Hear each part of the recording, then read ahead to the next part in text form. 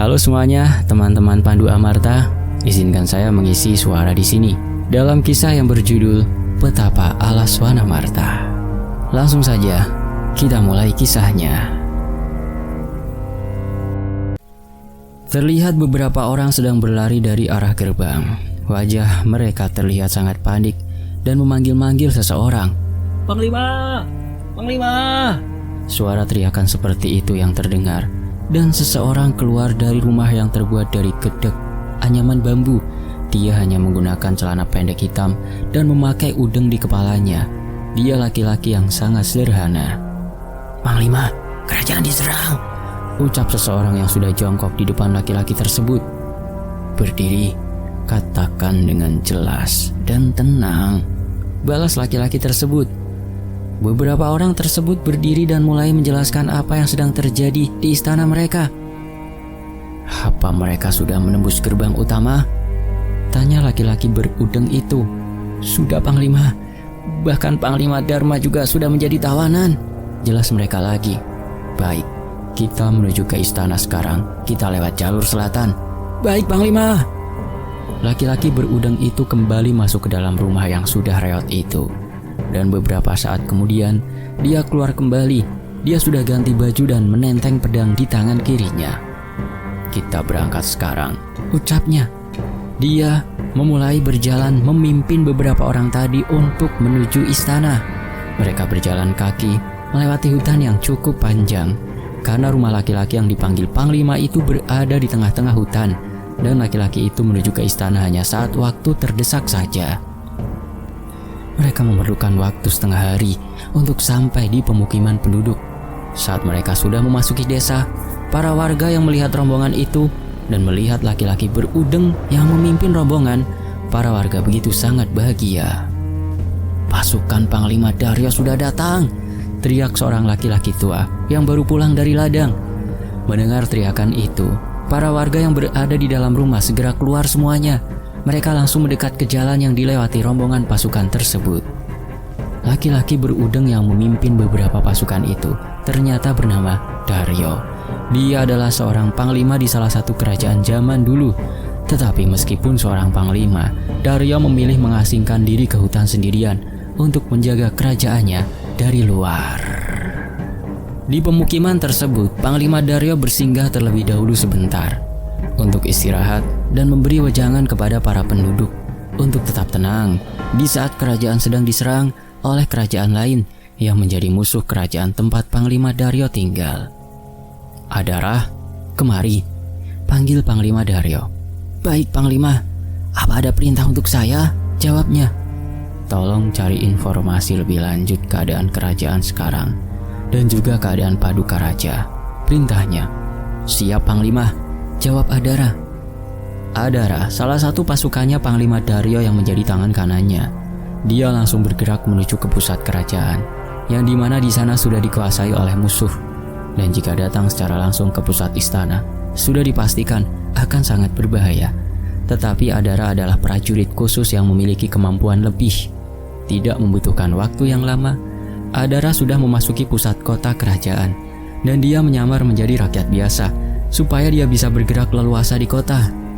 Dan Adara pun langsung menjalankan tugasnya. Dia mulai menyelinap masuk ke dalam istana secara diam-diam. Di dalam kerajaan ternyata sudah dikuasai musuh sepenuhnya. Tetapi Adara melihat orang-orang di sana seperti ada yang aneh.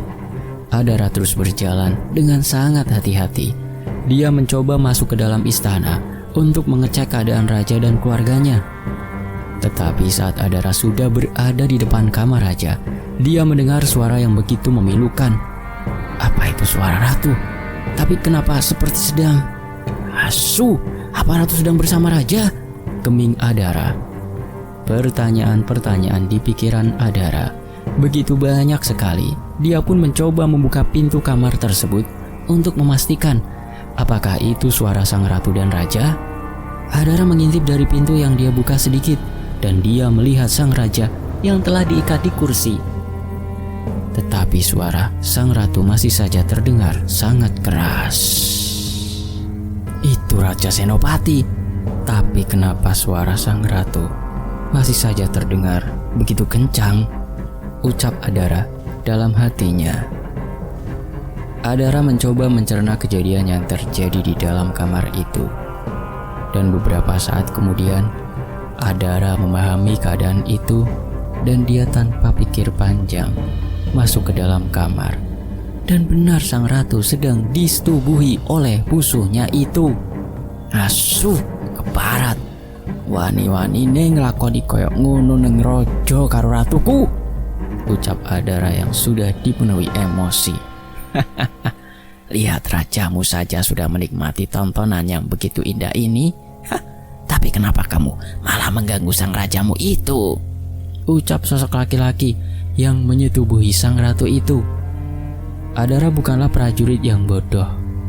Dia segera melepaskan ikatan yang mengikat sang raja. Tetapi rajanya itu tidak segera berdiri. Dia hanya tetap duduk dengan posisi yang masih sama. Paduka, ada apa dengan Paduka? Adara mencoba menyadarkan rajanya itu. Keparat, lancang kamu itu, teriak sosok laki-laki itu lagi. Raja Bayu, kau memang raja yang kejam. Aku berjanji akan membunuhmu dan pasukanmu yang biadab itu, ucap Adara. Adara pun langsung pergi membawa Raja Senopati kabur. Bukannya dikejar Raja Bayu, malah tertawa dengan terbahak-bahak. Prajurit Raja Bayu yang sudah menguasai seluruh kerajaan tahu Raja Senopati dibawa kabur, semua menutup akses masuk ke dalam istana. Tetapi Adara sudah merencanakan sesuatu untuk bisa keluar dari istana. Adara melompati pagar tembok yang tingginya sekitar 5 meter dengan menggendong Raja Senopati.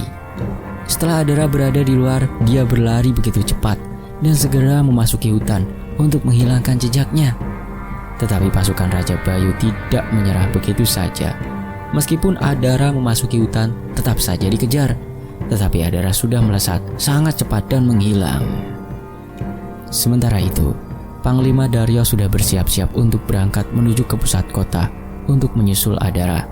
Tetapi saat Panglima Daryo sudah mau keluar dari pemukiman tersebut, dari arah hutan, Adara berteriak memanggil Panglima Daryo. Panglima, tunggu! Teriak Adara begitu keras dengan panik. Adara, kenapa dengan Paduka? Tanya Panglima Daryo. Entah Panglima, saya juga tidak tahu. Saya mendapatkannya sudah seperti ini, jawab Adara. Panglima Daryo segera memeriksa sang Raja Senopati. Tetapi Panglima Daryo tidak menemukan hal yang aneh pada Raja Senopati. Panglima Daryo segera duduk di sebelah Raja Senopati dan mulai memejamkan matanya.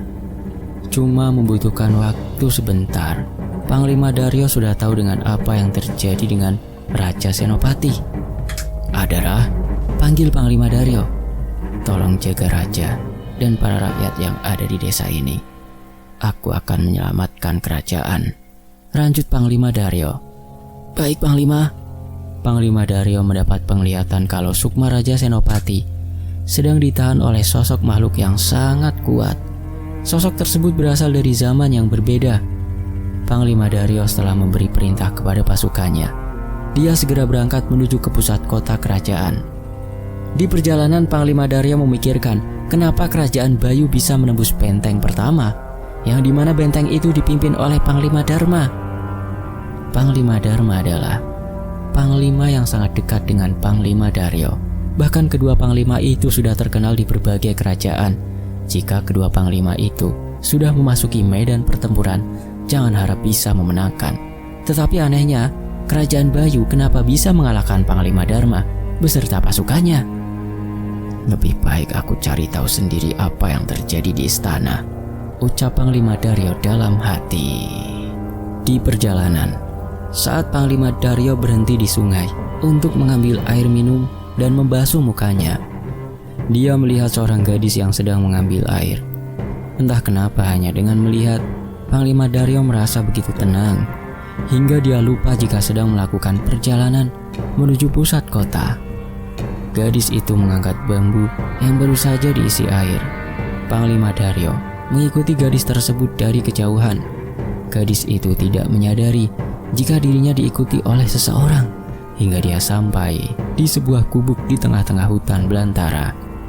Panglima Daryo terus mengawasi Sosok gadis tersebut terlihat dia sedang ingin memasak. Tapi tidak berselang lama, terdengar suara langkah kaki yang terburu-buru. Panglima Daryo mendengarkan dengan baik-baik.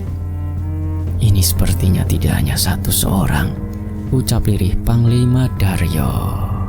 Dan baru saja Panglima Daryo berhenti berbicara, sudah muncul 8 orang prajurit bersenjata lengkap. Dan melihat gubuk gadis itu mengeluarkan asap, sosok prajurit yang berbadan besar segera berlari mencari sumber asap tersebut. Gadis yang tidak sadar jika gubuknya sudah ketahuan oleh sekelompok prajurit, dia masih saja terus melanjutkan kegiatannya. Prajurit yang berbadan besar tersebut mengendap-endap dari belakang dan langsung menutup kepala wanita itu menggunakan kain putih dan menyeretnya dibawa masuk lebih jauh ke dalam hutan. Panglima Daryo yang melihat itu, dia tidak tinggal diam. Dia juga mengikuti 8 prajurit yang membawa gadis masuk ke dalam hutan. Ada goa yang lumayan besar. Gadis itu dibawa masuk ke dalamnya oleh prajurit-prajurit tersebut. Di dalam goa, gadis itu tidak disiksa, tetapi dilucuti seluruh pakaian yang menutupi badannya hingga tidak menggunakan selai benang sama sekali. Gadis tersebut telanjang. Dia berusaha menutupi bagian sensitifnya. Prajurit-prajurit itu tertawa begitu puas melihat gadis yang ketakutan dan menangis. Kata-kata memohon sudah dia lontarkan beberapa kali, tetapi para prajurit itu tidak menggubris sama sekali. Dan prajurit yang berbadan besar, sepertinya dia sudah tidak tahan akan nafsunya karena melihat gadis itu yang sudah telanjang. Dia menyuruh temannya untuk menahan tubuh gadis tersebut supaya tidak banyak bergerak atau meronta. Dan saat prajurit berbadan besar itu akan memulai tindakannya, tiba-tiba terdengar suara pedang yang keluar dari sarungnya.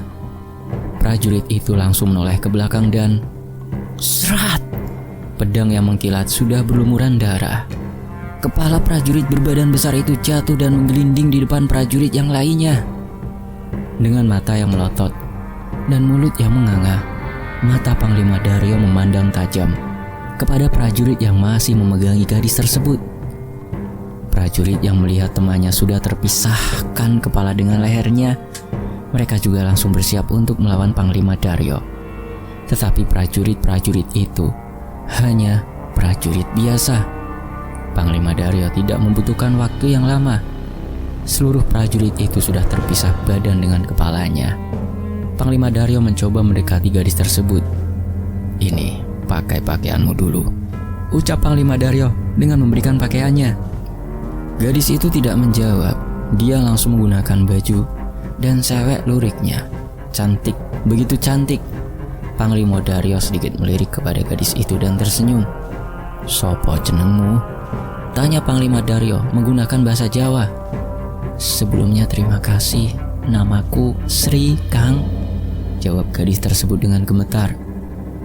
Panglima Daryo segera mengajak Sri untuk pergi dari tempat itu dan mengantarnya kembali ke rumahnya lagi. Setelah sampai di rumahnya, Sri tidak mau. Dia ingin ikut dengan Panglima Daryo. "Aku tidak mau di sini lagi, Kang. Aku ingin ikut denganmu saja," ucap Sri memohon kepada Panglima Daryo. "Apa kamu tinggal sendiri di gubuk ini?" tanya Panglima Daryo. "Iya, Kang. Beberapa hari lalu, ibu dan ayahku dibunuh seseorang. Tapi diriku tidak tahu siapa yang membunuhnya. Jika berkenan biarkan aku ikut denganmu, Kang," ucap Sri memohon. "Tapi diriku masih ada perjalanan menuju istana kerajaan. Jika kau ikut akan sangat berbahaya sekali. Jika kau tidak mau sendirian, kau bisa berjalan ke arah timur. Di sana ada pemukiman warga. Aku pastikan kau akan aman di sana." Panglima Daryo mencoba memberi penjelasan. "Bagaimana jika penduduk di sana tidak percaya denganku?" balas Sri lagi dengan pertanyaan.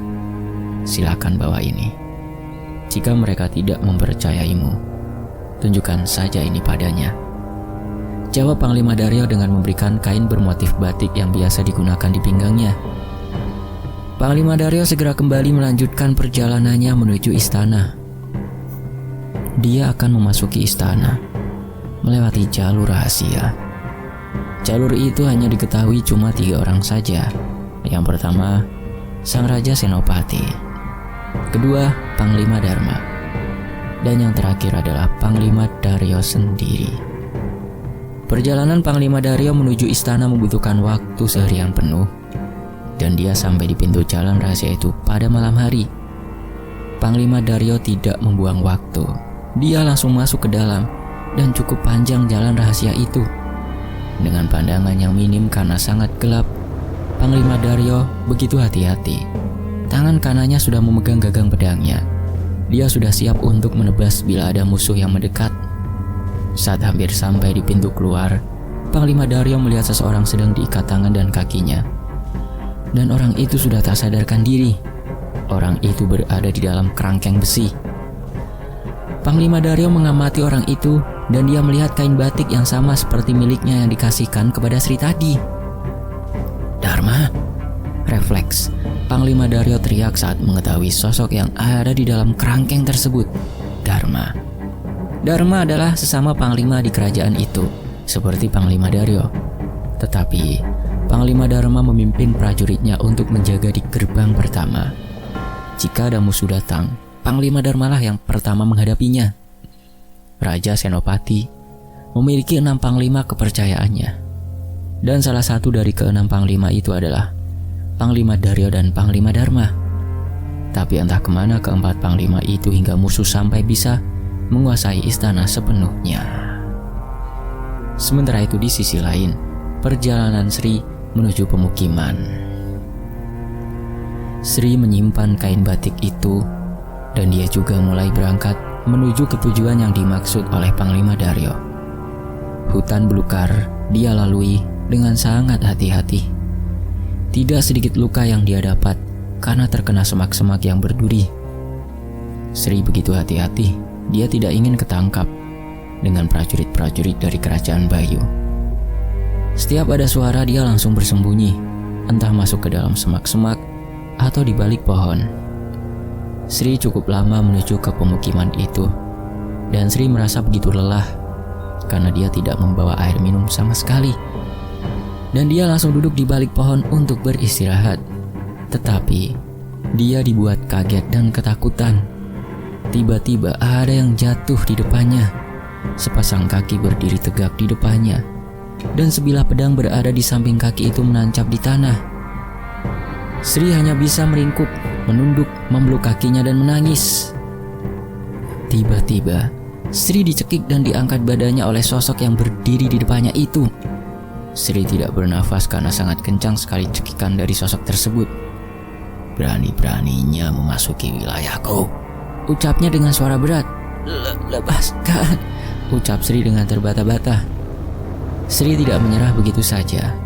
Dia berusaha menggigit tangan dari sosok tersebut.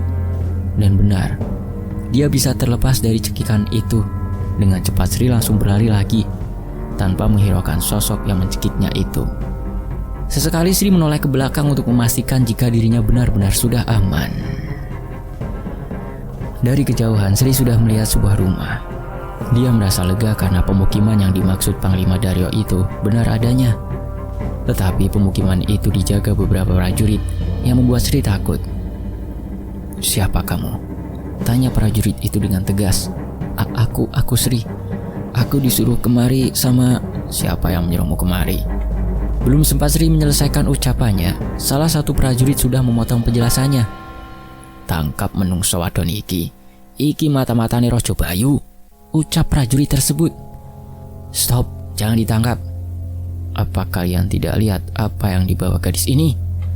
ucap Adara sambil berjalan mendekat ke arah Sri. Adara mendekat kepada Sri dan meminta kain batik yang berada di pinggangnya. "Ini seperti kain milik Panglima Daryo," ucap lirih prajurit tadi. Adara menyuruh prajurit untuk berjaga kembali, sedangkan dia mengajak Sri untuk masuk ke dalam pemukiman lebih ke dalam lagi. Dan para warga pun melihat Sri langsung berjongkok tunduk, seperti menghormati seorang ratu. Sri pun bingung kenapa dirinya sangat dihormati seperti itu. Dia mencoba bertanya kepada Adara, tapi Adara tidak menjawabnya. Adara pun masuk ke dalam sebuah rumah yang sangat banyak sekali penjaganya. dan Sri pun disuruh masuk ke dalam. Adara memberitahu kalau tempat itu adalah tempat baru untuk istirahat Sri. Adara tidak memberitahu hal yang lain selain itu saja, dan pastinya Sri sudah sangat bingung sekali. Tetapi Sri merasa lega. Dia sudah menemukan tempat yang aman dan dia kembali kepikiran tentang Panglima Daryo yang sudah memberikan informasi tentang pemukiman itu. Ting ting. Tiba-tiba terdengar suara besi beradu. Adara yang mendengar itu langsung kembali keluar dan segera menghampiri sumber suara itu.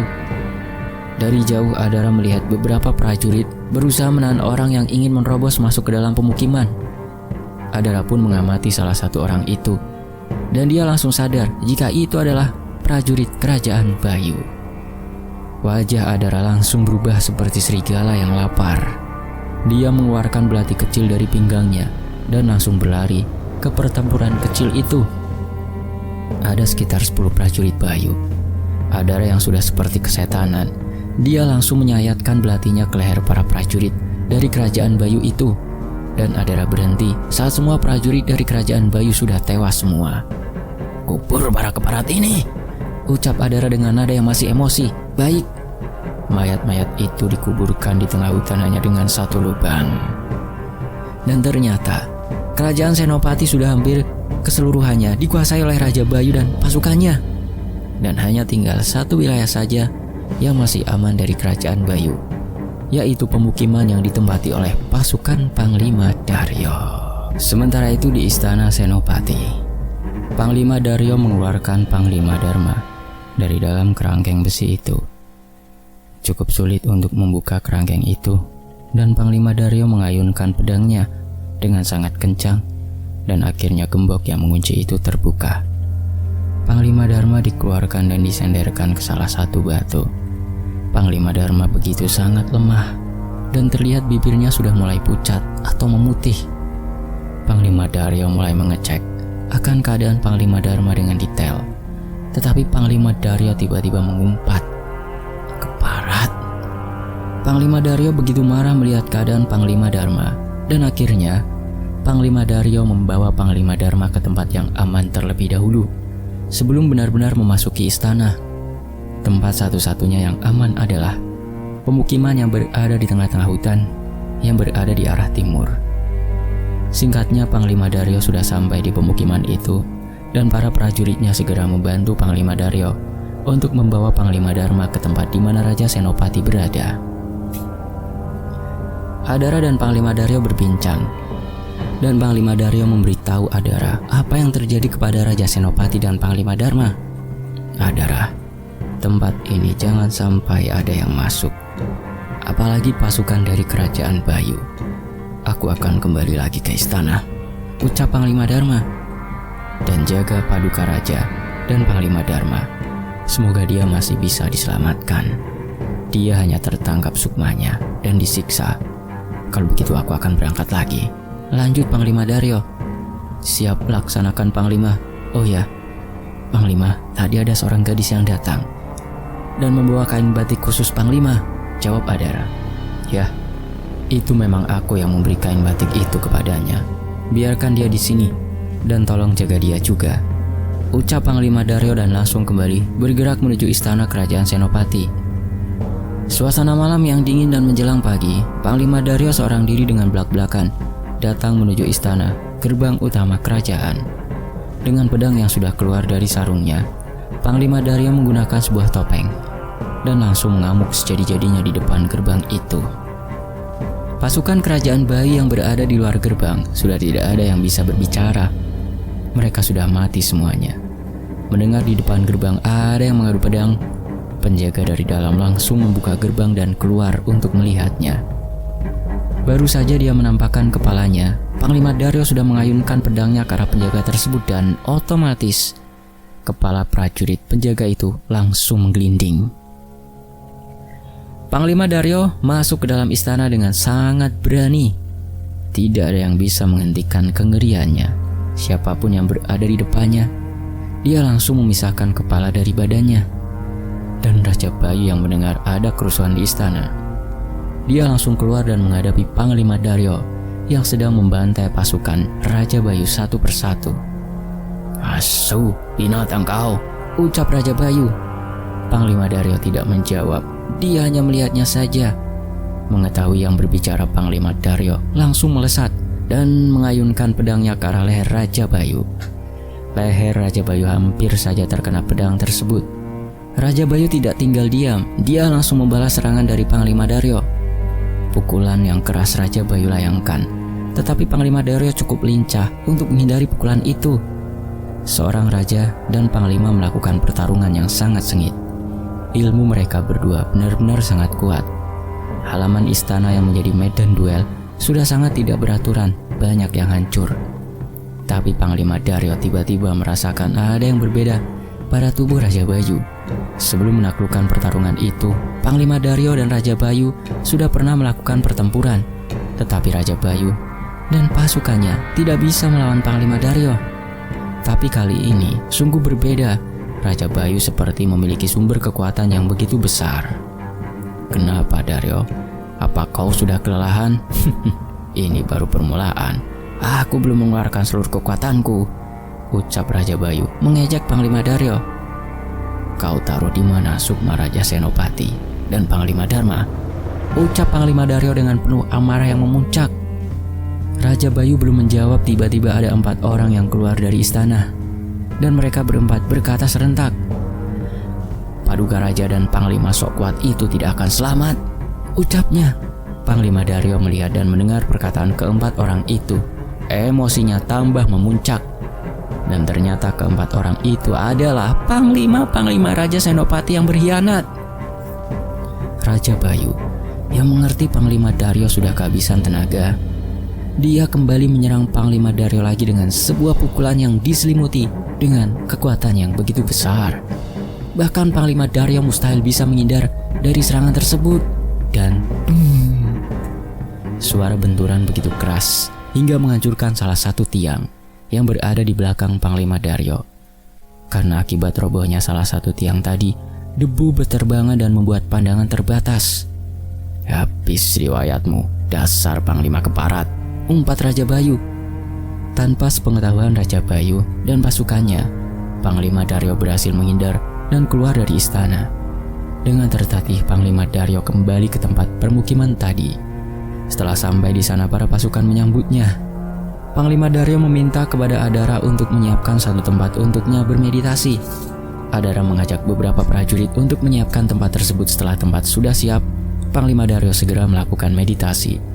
Sebelum meditasi, dia berpesan kepada Adara, Adara, mungkin aku membutuhkan waktu cukup lama untuk meditasi, karena aku merasakan Raja Bayu meminta bantuan kepada sebuah sosok yang kuat. Semoga meditasi yang kulakukan ini mendapatkan petunjuk. Begitu pesan Panglima Daryo. Baik Panglima, kami akan menjaga tempat ini dan para penduduk yang lainnya, jawab Adara. Oh ya, bagaimana dengan Sri? Dia sudah bisa adaptasi dengan penduduk yang lain Panglima? Ya sudah, aku akan memulai meditasiku, ucap Panglima Daryo dan memasuki sebuah gubuk kecil. Meditasi Panglima Daryo dimulai. 1 hari, 2 hari, bahkan hampir 1 bulan Panglima Daryo belum membuka matanya. Sementara itu, gambaran Panglima Daryo. Dia berada di sebuah istana yang sudah terbengkalai. Sebagian dari istananya itu sudah hancur. Tetapi Panglima Daryo tidak asing dengan bangunan istana tersebut.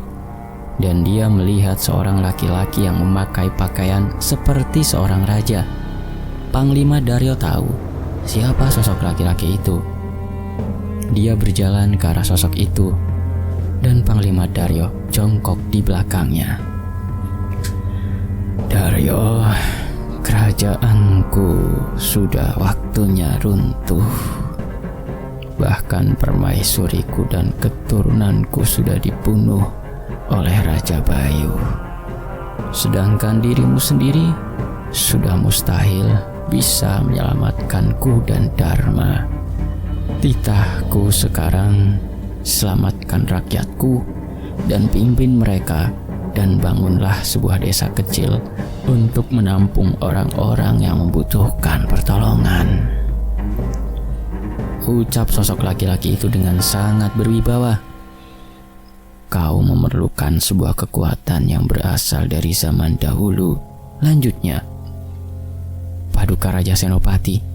Apakah ini gambaran kerajaan Senopati yang akan datang? Tanya Panglima Daryo. Iya Daryo. Maka dari itu, tugasmu sekarang kau mencari sebuah pusaka yang kekuatannya setara dengan sosok yang bersama Raja Bayu, jawabnya. Dan semoga ini bisa membantumu, lanjut Raja Senopati, dan memberikan sebuah benda persegi panjang yang memiliki gambar 5 orang. Benda itu terbuat dari kuningan.